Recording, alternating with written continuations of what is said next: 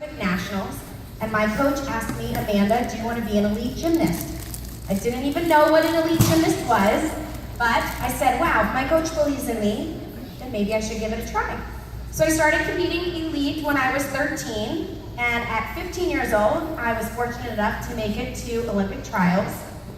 7 girls made the Olympic team back then, every 4 years. I finished 7th, went back to Cincinnati, Ohio, where I was from, and I thought, oh, I made the Olympic team. And then I got a phone call from USA Gymnastics, and they said, you know, good try, good effort, but you're not quite good enough. You don't have enough experience, and we feel like you shouldn't represent the US in the Olympics. How do you think that made me feel? Sad, mad, hurt. I wanted to quit. In fact, I did quit. I quit for about 3 days, and my coach told me, it's something I'll never forget, was just listen to your heart and you'll make the right decision. I was sad and mad and angry at everybody around me, and I thought, I'm not gonna work this hard. And then I realized that I love gymnastics and that I wasn't gonna let a disappointment not let me love it anymore. So I came back and I tried again and I kept working hard, and I got to represent the United States at different world championships and all over the world. And then 1995 rolled around, and I was graduating from high school, and I had to make a big decision. It was my #1 goal to be a college gymnast. I had a scholarship to University of Georgia, and had to decide, am I gonna go to college right now, or am I gonna try the Olympics one more time? What do you think I felt? What? Go for the Olympics, that's what I chose, but I was scared. Why do you think I was scared? Because what if they call me again and they tell me I'm not good enough again? That's a scary feeling, isn't it? It's a scary feeling sometimes to try for a goal and not make it. But I remember going to my parents and said, you know what? I'd rather be the kid that tries and doesn't make it than the kid that doesn't try at all. So I went out for a whole nother year and had a pretty tough year. I went to our national championships, broke my foot, not doing anything, just from training so much. No big deal, I still have 9 months. Came back in December, was just warming up a back tuck on floor, twisted my ankle, out again. Came back, no problem, I still have 6 months. Came back in February, working out in the bars, caught the bar funny, and broke my hand. What do you think I was feeling? Frustrated, scared, nervous, everything you can imagine balled up into this. I've trained my whole life for this moment, and I can't even stay healthy.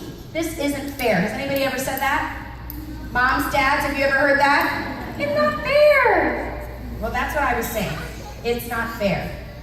And then I remember saying, I can only control myself. I can't control if I'm injured. I can't control if somebody's better than me. I just focused on what I could control. And I came back, and I worked really hard, and my Olympic dream came true. And when I walked off the stage at Olympic trials, down the stairs to my coach, she gave me a really big hug, and she said, Amanda, you finally did it. At first I went, are you sure? Because I thought I did it 4 years ago. And she said, no, this time you really did it. And so after a lot of hard work and a lot of years, 12 years of gymnastics, my Olympic dream came true. And of course we went to Atlanta, and what did we bring home? An Olympic gold medal. And what's really special about this, what's really special about sitting here on this stage with Jordan, is that we were the very first team to ever win gold 20 years ago. And Jordan's team was the second team to win gold. So I know for me, it was an honor to watch her in the Olympics, and it's been an honor to get to know her and bring her out, and of course to have her here at our very first Olympic Heroes Series event. Is that pretty cool? You guys want to hear about Jordan? All right. Okay, so I started gymnastics when I was 4 years old, and the reason I got into the sport was because when I was really little, around 3 years old, my parents looked at me and I had these little mini biceps, mini leg muscles, and they're like, wow, she kind of looks like a gymnast. Let's put her in the sport and see how she likes it. So they put me in a little gymnastics class, and I started out running into the foam pit, just kind of having fun. And then pretty soon, as a couple years went by, I became obsessed with gymnastics, and I could not stop doing it all over my house. I was vaulting over my couch, and my mom bought me a mat in my basement, and I took a piece of tape and drew a line down the middle so I could practice beam on one side, and I'd flip it over and practice my tumbling on the other side. So I was pretty obsessed with gymnastics right from the beginning. And by the time I was 7, I started competing level 5. And then at age 10, I went elite, just like Amanda. She had decided whether she wanted to do elite, and that's what I decided. And I made the national team on my first try, and I started moving up pretty fast, and things were getting really crazy. And then when I was 14, I was competing a lot. I was going internationally, competing in different countries, representing USA. And then one day at gym, I felt that my hamstring was hurting me really bad. And I always struggled with flexibility. I was never the most flexible gymnast ever. I was always the really strong one. I was really good at conditioning, but leaps and some things on the floor were always a lot tougher for me, and I had to work really extra hard on my flexibility. So